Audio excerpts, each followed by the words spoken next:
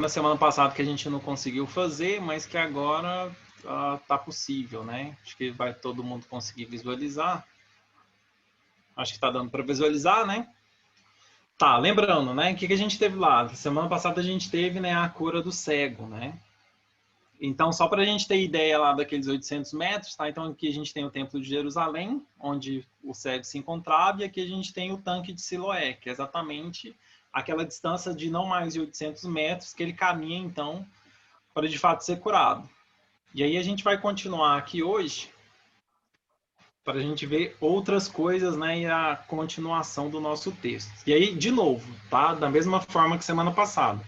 Se porventura alguém tiver alguma dúvida, quiser levantar algum questionamento, ó, levanta, clica aí no microfone e vamos questionar, sem problema nenhum, ou compartilhar. Então, lembrando, vamos lá, João capítulo 10. Primeiro, o que a gente tem aqui, tá? Vamos dar, como se diz, né, uma recapitulada da semana passada, né? Então, semana Eu não passada a sei gente por que tem... o meu falha tanto. Iraídes, é porque deve estar alguma coisa errada aí.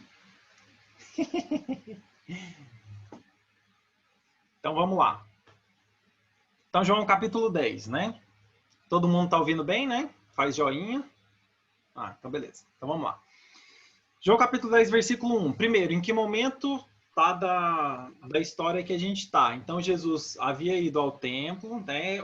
O cego, ele foi, né, retirado ali dentro das estruturas da sinagoga, no sentido de não ter nenhum tipo de atividade social dentro do próprio sinédrio, dentro do local onde eles tinham reunião, e Jesus se revela para ele. Ou seja, então, lembrando, Jesus está se revelando para o cego. Então, tem Jesus, o cego, e aqueles fariseus que estão ao seu redor. Então, é exatamente o momento que acontece agora o capítulo 10, tá? Existe uma discussão, tá? Alguns entendem que o capítulo 10, tá? O início do capítulo 10 seria um momento diferente daquele quando Jesus se revela para o cego, tá? Mas a gente entende, como a maioria dos, como se diz, dos comentaristas, que esse, na verdade, é uma cronológica exatamente direta a esse acontecimento. A gente vai ver por quê. Vamos lá. Primeiro, versículo 1, né? Em verdade, Jesus continua falando, né? Em verdade vos digo, o que não entra pela porta no aprisco das ovelhas, mas sobe por outra parte, esse é ladrão e salteador. Primeira coisa que a gente tem que lembrar aqui, uma das figuras mais emblemáticas, né, e mais clássicas daquela época era exatamente a figura do pastor cuidando das suas ovelhas. Então Jesus pega essa ideia que já era comum a todo o povo e começa a falar sobre ela. Então o que ele fala? Olha, aquele que não entra pela porta, ou seja, aquele que não entra pela entrada do aprisco, então lembrando, né, a gente tem uma estrutura normalmente, né, como se fosse, enfim, um círculo ou um cercado, e você tem uma porta de entrada e uma porta de saída para as ovelhas. Então ele faz essa referência. O que ele fala? Olha, aquela pessoa que não entra por essa porta, ou seja, mas tenta passar por outro lugar, essa pessoa é ladrão e salteador. E ele vai continuar lá no versículo 2. Aquele, porém, que entra pela porta, esse é o pastor das ovelhas. Ou seja, ele categoriza aqui três figuras. A pessoa que de fato é o pastor, ou seja, a gente reconhece por quê? Porque ele entra pela porta certa. E todos os outros dois, ele fala, olha, é ladrão e salteador. Essa pessoa que faz alguma coisa fora desse contexto, essa pessoa tem essas duas características. Versículo 3. Para este, o porteiro abre, as ovelhas ouvem a sua voz, ele chama pelo nome as suas próprias ovelhas e a conduz para fora. Eu não sei se alguém conhece, eu vou tentar compartilhar aqui de novo, e a gente vai ficar aqui no versículo 3, como é que isso acontece de fato, né? Principalmente para essa geração, pelo menos minha nova, né? A gente não tem muita referência disso que está falando no texto. Mas deixa eu compartilhar com vocês aqui, vocês vão conseguir visualizar. Então, olha só o que a gente tem aqui. Nesse primeiro vídeo aqui, eu fiz questão de pegar 3 vídeos para que a gente pudesse contextualizar. O que eles fazem de teste? Eles colocam uma pessoa que não faz parte, que não é conhecida das ovelhas e colocam ela para começar a chamar, só para fazer o teste.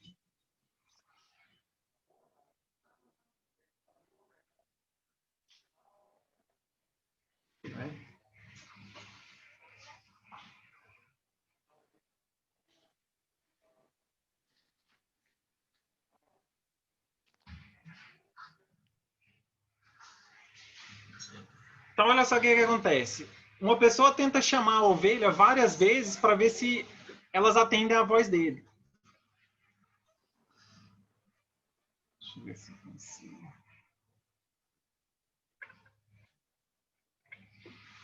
E aí, obviamente, a pessoa... Deixa eu ver se eu consigo ligar isso. Não consegue. Vem uma segunda pessoa e tal. E aí, o que acontece? Na terceira vez, no quarto teste, vem agora, então, o fazendeiro. Olha a reação das ovelhas. Vocês vão ver que elas já levantam a cabeça para prestar atenção no que está acontecendo.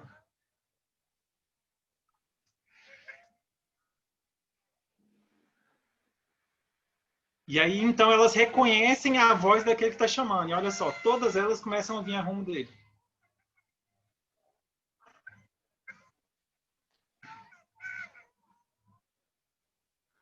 Ou seja, elas ouvem e reconhecem. Então, todas elas se juntam. E aí, se você acha que isso ainda é pouco, o que acontecia? Era comum naquela época, tá, do Oriente, que as ovelhas, que o pastor fosse na frente das ovelhas. Ou seja, ele caminhava à frente e as ovelhas o seguiam. Como a gente consegue, por exemplo, ver nesse vídeo aqui. Ou seja, o pastor está aqui na frente, elas atendem o chamado e percebem, para quando ele fala e continua quando ele anda. Então ele vai andando e elas vão seguindo.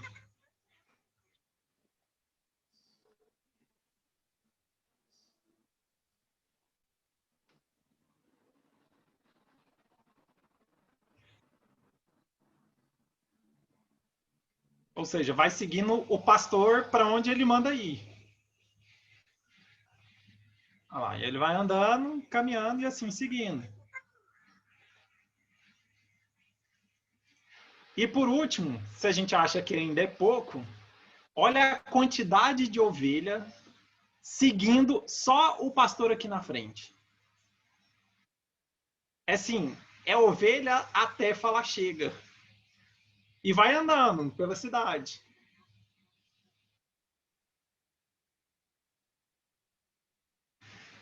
Então, por que isso é importante, tá? Porque o texto, quando Jesus começa a fazer essa comparação, ele tem exatamente essa referência. Então, o que ele vai fazer lá? Olha lá, versículo 4.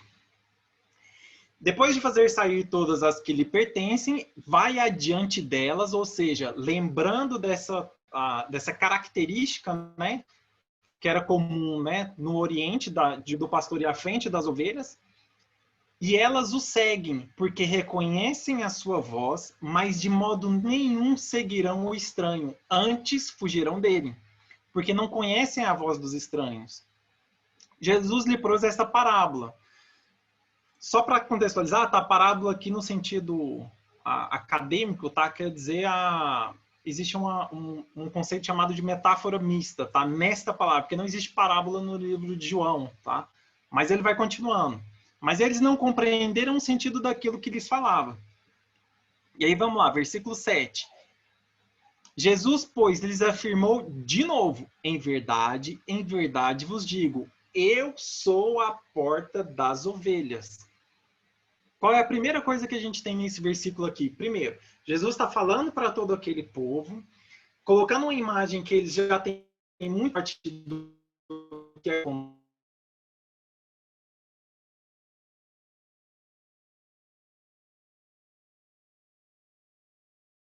acontece. E agora, como acontecia no aprisco, ou seja, a partir do momento que as ovelhas entravam para dentro daquele círculo que era protegido, Jesus se coloca exatamente nessa ideia. Olha, eu sou a porta para as ovelhas. Ixi, tá.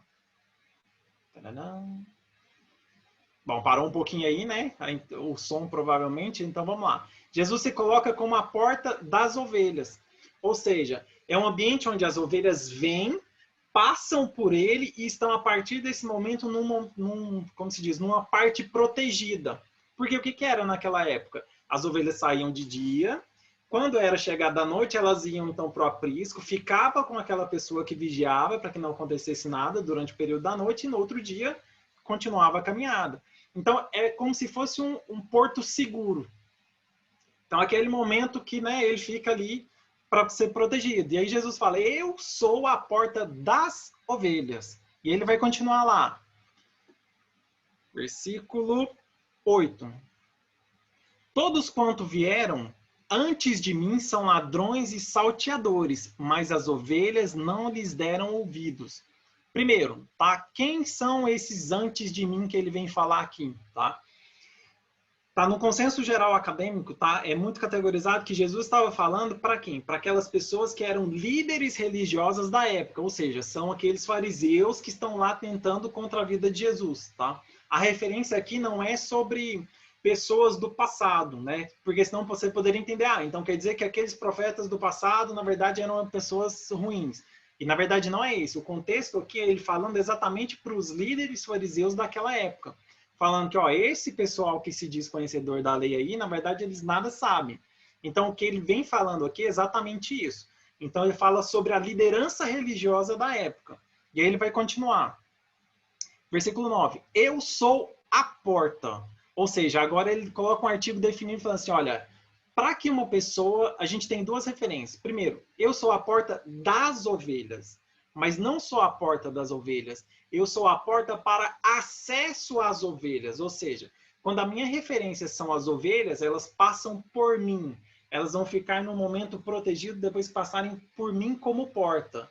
Mas que, para aqueles que são outros pastores, ele também é a porta de acesso às ovelhas.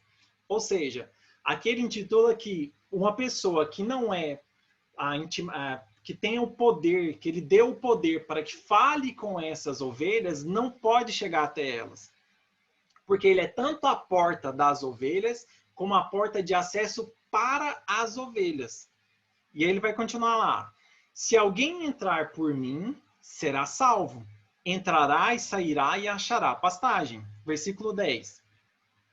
O ladrão vem somente para roubar, matar e destruir. Eu vim para que tenham a vida e a tenham em abundância. Versículo 11.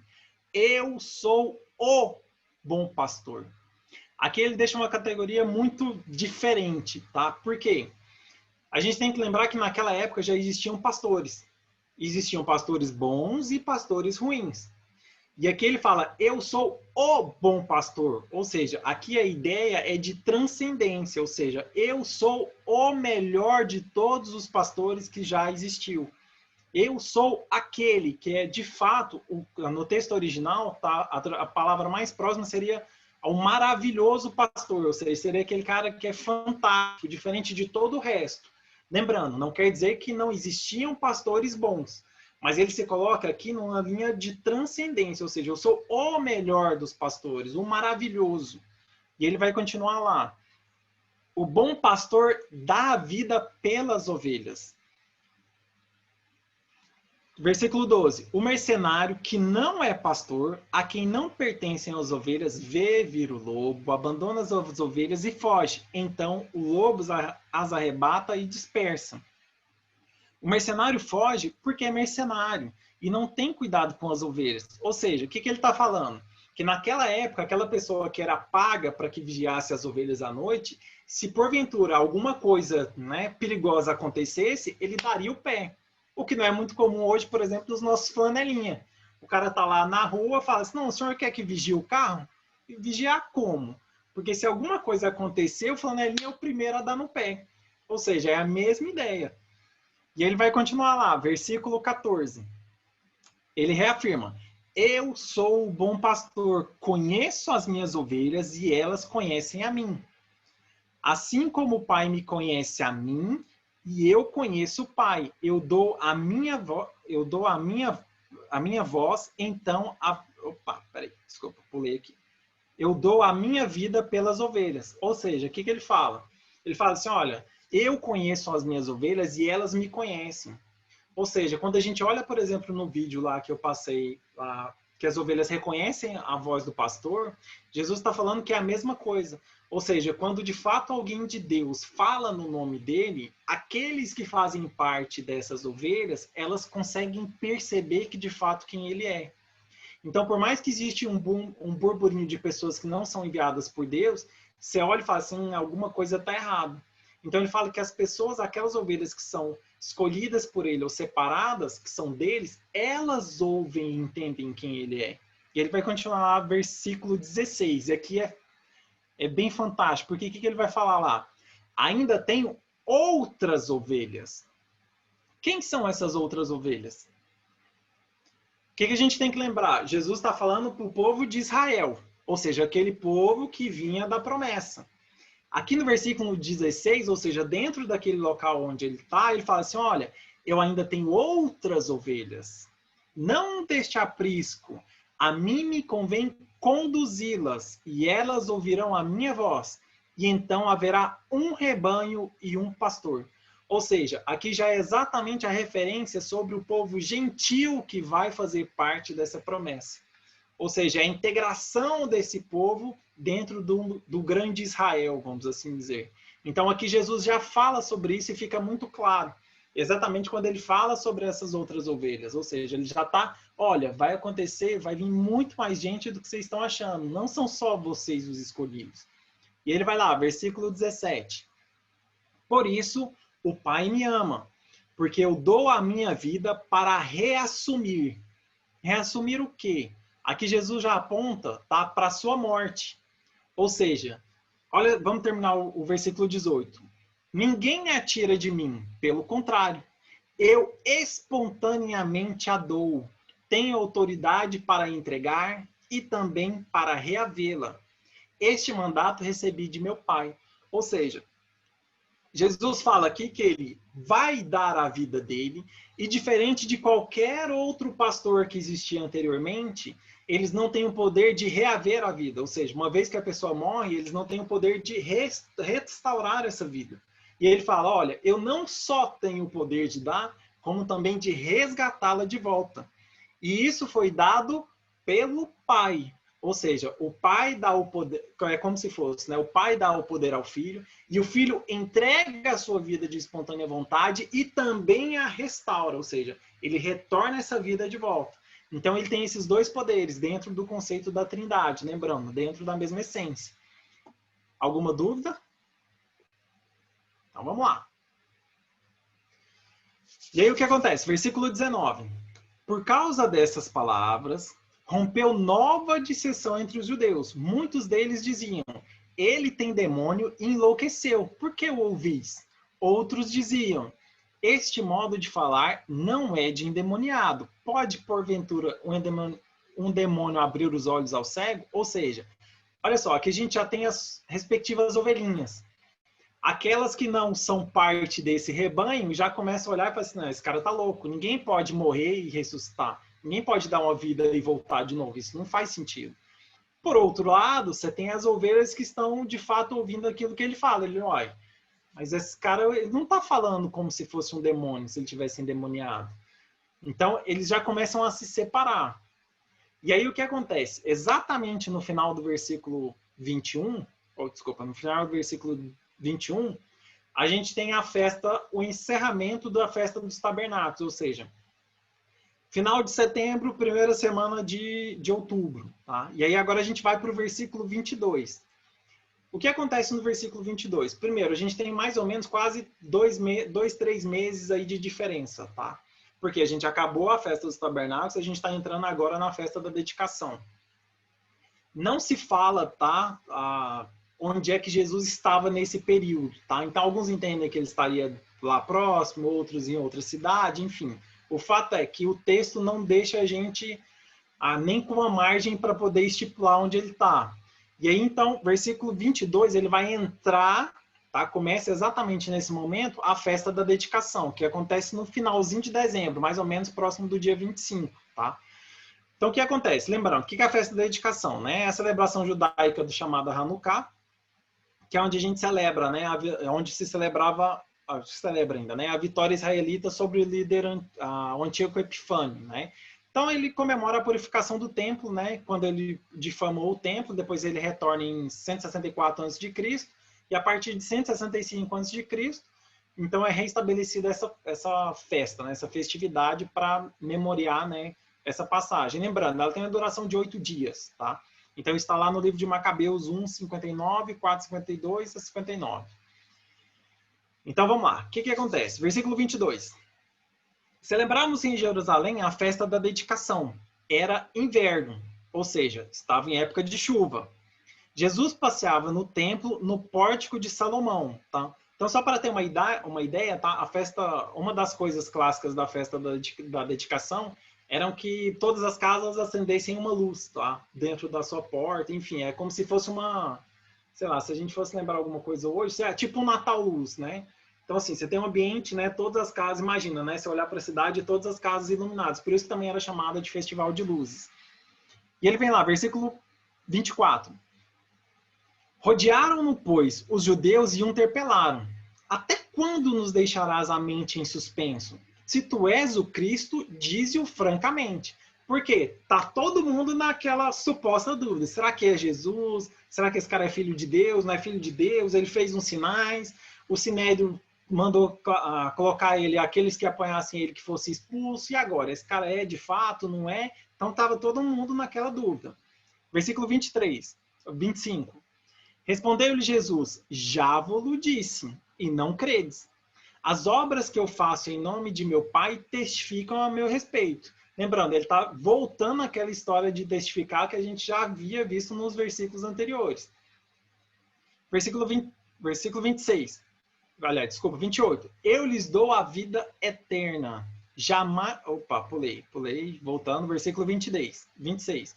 Mas vós não credes, porque não sois das minhas ovelhas. As minhas ovelhas ouvem a minha voz, e eu as conheço, e elas me seguem. Eu lhes dou a vida eterna, jamais perecerão, e ninguém as arrebatará da minha mão. Olha só, Jesus está falando que aquilo que foi dado para ele, ninguém pode tirar. Ou seja, ele é o, como se diz, o guardião principal daquilo que lhe foi dado. Então ele fala, olha, tá comigo, ninguém tira. E ele vai lá, versículo 29. Aquilo que meu pai me deu é maior do que tudo. E da mão do meu pai, ninguém pode arrebatar. Aqui ele coloca duas cláusulas. Ele fala que não só ele é o detentor daquelas ovelhas e ninguém pode tirar deles, como ele também fala, olha, aquilo que meu pai me deu, ou seja, o meu segundo guardião é Deus Pai. Então ele coloca essas duas pessoas para que acontecesse, se tivesse que acontecer um desastre, essas duas pessoas teriam que ser vencidas para que você tivesse acesso a essas ovelhas. Ou seja, não sou eu, Jesus, que estou guardando essas ovelhas. O Pai que me deu também garante isso, ou seja, ele também está afinco nessa, como se diz, nessa proteção. E ele vai falar lá, continuar. E da mão, versículo 29, né? Segunda parte. E da mão do Pai ninguém pode arrebatar. Ou seja, ele conclui que não só Jesus Cristo detém essa força, ou seja, essa proteção, mas também como Pai. E ele vai falar assim, olha, versículo 30, eu e o Pai somos um. Ou seja, nós somos um, apesar de sermos essências separadas, ou, desculpa, pessoas separadas, nós somos da mesma essência. Ou seja, não só eu, Jesus, protejo as minhas ovelhas, como o Pai também. Então é como se fossem dois guardiões, né, lá na porta, falando assim, olha, aqui ninguém entra porque tem que passar por nós. E ele vai continuar lá. Versículo 32. Desculpa, versículo 31. Novamente, pegaram os judeus em pedras para lhe atirar. Disse-lhe Jesus, tenho-vos mostrado muitas obras boas da parte do Pai. Por qual delas me apedrejarás? Ou seja, ele tem falado, olha, eu tenho feito vários milagres aí em nome do meu Pai. Vocês estão querendo me apedrejar por qual dessas operações? Por qual desses feitos vocês querem me apedrejar? Versículo 33. Responderam-lhe os judeus, não é por obra boa que te apedrejaremos, e sim por causa da blasfêmia. Que blasfêmia é essa? Ela é relatada em Levítico 24:16, tá? Que diz lá, aquele que blasfemar o nome do Senhor será morto. Toda a congregação o apedrejará, tanto o estrangeiro como o natural. Blasfemando o nome do Senhor, será morto. Ou seja, a blasfêmia que eles julgam aqui é exatamente Jesus falar que ele era filho do Pai. Ou seja, que assim ele também seria um Deus, como ele já vinha falando.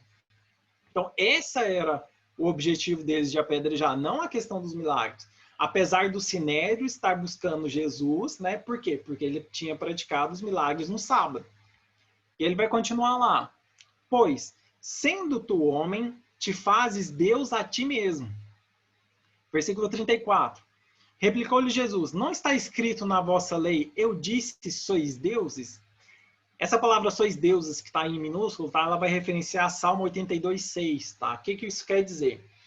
Quer dizer que todas aquelas pessoas que tiveram algum tipo de poder, né, que a gente vê no Antigo Testamento dado por Deus, todas aquelas pessoas eram consideradas e chamadas pelo próprio povo como, entre aspas, deuses, porque eram pessoas que tinham acesso ou tinham algum tipo de referência com Deus. Então, os profetas, os juízes, né, toda aquela estrutura criada, os homens chamavam essas pessoas de deuses. E aí, olha só o que ele vai continuar falando. Versículo 35. Se ele chamou deuses aqueles a quem foi dirigida a palavra de Deus, e a escritura não pode falhar, então, daquele a quem o Pai santificou e o enviou ao mundo, dizeis, tu blasfemas? Porque declarei sou filho de Deus? Ou seja, o que Jesus fala? Olha, vocês estão falando, vocês pegaram todas essas pessoas aí do Antigo Testamento que tinham algum tipo de vínculo de Deus, vocês chamaram ele de Deus. Agora eu estou dizendo que eu não só fui enviado pelo Pai, como fui separado, preparado, ungido, ou seja, eu fui muito mais do que o povo que vocês tinham conhecimento. E agora vocês vêm falar que eu estou blasfemando? Versículo 37. Se não faço as obras de meu Pai, não me acrediteis. Mas se faço e não me credes, credes nas obras, para que possais saber e compreender que o Pai está em mim e eu estou no Pai. Ou seja, o que Jesus fala? Olha, se vocês não querem acreditar em mim como pessoa, olha para a obra, olha para aquilo que eu tenho feito. Vê se é diferente do que Deus já planejou para o mundo. Então, se eu estiver fazendo alguma coisa diferente, se estiver errado, vocês vão conseguir detectar. E ele vai concluir, versículo 40. Novamente, se retirou... Opa, peraí. Desculpa, versículo 39. Nesse ponto, procuravam outra vez prendê-lo, mas ele se livrou das suas mãos. Ou seja, agora eles não queriam mais apedrejar ele, por quê? Porque o argumento que Jesus usou fez muito sentido. Se a gente chama outras pessoas assim, então não posso apedrejar ele por questão de blasfêmia. Aí eles falam, opa, então vamos prender esse cara aqui. Por quê? Porque a gente já sabe que o Sinédrio está atrás dele. Só que, novamente, Jesus, ele sai e não conseguem pegar eles. Se acontece um milagre, ele desaparece. Se ele sai pela tangente, não, o texto não dá margem para isso. Mas o fato é que ele ainda não foi pego nesse momento. E aí ele vai lá, versículo 40. Novamente, se retirou para além do Jordão, para o lugar onde João batizava no princípio, e ali permaneceu. Primeiro, nesse momento, tá? Ou seja, a gente está no finalzinho de dezembro, é o último ministério que Jesus faz na Judéia, tá? Depois disso, ele vai para Pérea, tá? Então, a partir do versículo de João 10:40 até João 12:11, né? Que vai acontecer, né? De dezembro, né? Do ano 29 até abril do ano 30, agora ele vai para Pérea e é onde ele vai continuar. E aí o versículo 41 vai lá. E iam muitos ter com ele e diziam, realmente, João não fez nenhum sinal, João Batista. Porém, tudo quanto disse a respeito deste, lembra que João Batista já anunciava a vinda de Jesus Cristo e quem ele era, e ele vai continuar, tudo quanto disse a respeito deste era verdade, e muitos ali creram nele. Ou seja, Jesus termina aquela parte de operação na Judéia, ele retorna para o lugar inicial, e ali ele continua então, ele vai continuar até abril do próximo ano. Mas aí, como se diz, capítulo 10 a gente termina aqui. Numa próxima a gente continua capítulo 11. Alguma dúvida, questionamento? Tá, agora é a hora. Abre o microfone, pode perguntar aí, porque senão a gente encerra o estudo de hoje.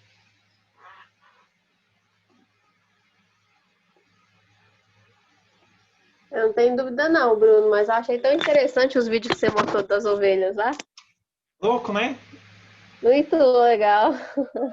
Não, Muito bom o estudo. O cara carrega mais de 2.000